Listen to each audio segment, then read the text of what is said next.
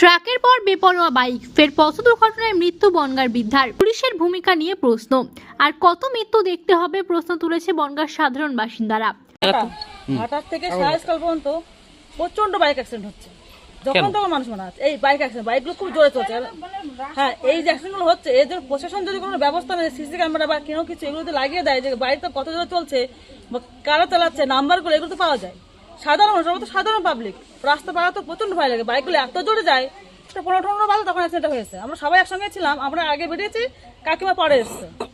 একটা বউর সঙ্গে হাত ধরে আসছিল, দুজন দেখছে যে গাড়ি নেই, এরকম করে দেখে যখন পার হতে যাচ্ছে তখন সাঁ করে মেরে দেয়, ওনার হাতের থেকে ছিটকে নিয়ে ফিরেছে, গিয়ে উনি পড়ে গেছে ওখানে, ওরা হাত পড়া সব ভেঙে গেছে। এখানে তো আরো অ্যাক্সিডেন্ট, হ্যাঁ প্রচুর অ্যাক্সিডেন্ট হয়, আজকে নতুন না, এই তো কিছুদিন আগেও তো 3টে একসঙ্গে মারা গেল। পুলিশ থাকে না এখানে? হ্যাঁ পুলিশ আছে, ঘাটার পাশে পুলিশ থাকে, কালকেও পুলিশ ছিল, তার সত্ত্বেও এটা হয়েছে। পুলিশ তো বলতে পারবো না, রাস্তা যদি থাকতো তাহলে আজকে এই জিনিসটা হতো না। পুলিশ কি করবে এটা? বনগাঁ যশোর রোড ও চাকদা রোডে বেপরোয়া ট্রাক ও বাইকের ধাক্কায় বারবার মৃত্যুর ঘটনা ঘটছে। ক্ষুব্ধ বনগাঁর মানুষ, তার মধ্যেই ফের বুধবার রাতে বনগাঁ চাকদা সড়কে বেপরোয়া বাইকের ধাক্কায় মৃত্যু হলো এক বৃদ্ধার। এখানে প্রায় রাত বাড়লেই যেভাবে বেপরোয়া বাইক দৌড়ত্ব, সেটা আমরা অতিষ্ঠ হয়ে গেছি। প্রশাসনের কাছে আমরা দৃষ্টি আকর্ষণ করব এই বিষয়ে, যে যাতে এই বিষয়টাকে একটু কড়াভাবে দেখা হয় এবং রাতে যাতে অন্তত মনে মাথাগুলোয় যাতে সিসিটিভি ক্যামেরা লাগানো যেতে পারে।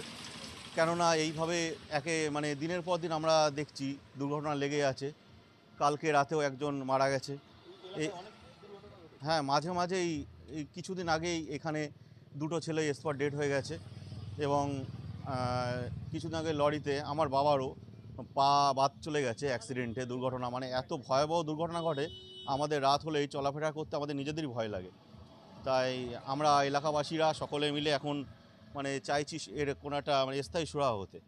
এলাকায় ট্রাফিক নিয়ন্ত্রণ সহ পুলিশের ভূমিকা নিয়ে প্রশ্ন তুলেন এলাকার বাসিন্দারা।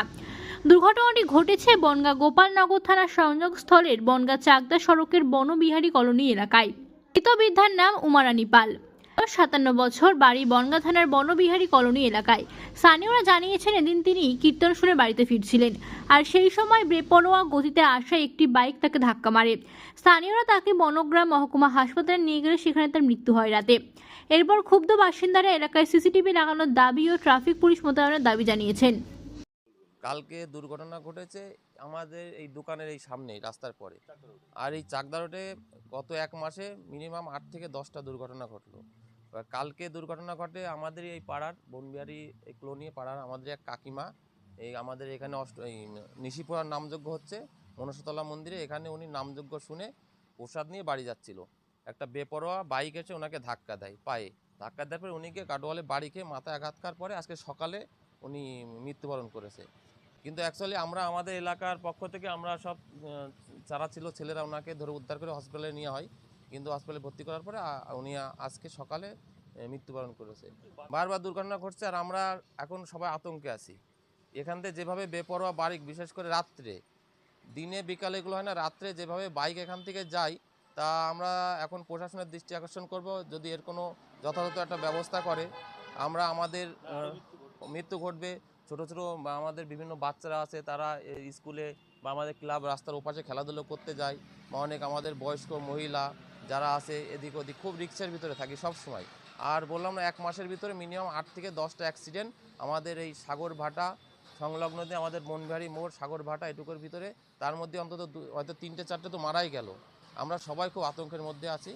আমরা চাচ্ছি, প্রশাসনের দৃষ্টি আকর্ষণ করছি, যাতে প্রশাসনের থেকে একটা যথাযথ ব্যবস্থা নেয়, এই অ্যাক্সিডেন্টগুলো যাতে এড়ানো যায়, আর বিশেষ করে বেপরোয়া বাইকগুলো যাতে সামলানো যায়, বলে আমরা খুব উপকৃত হব।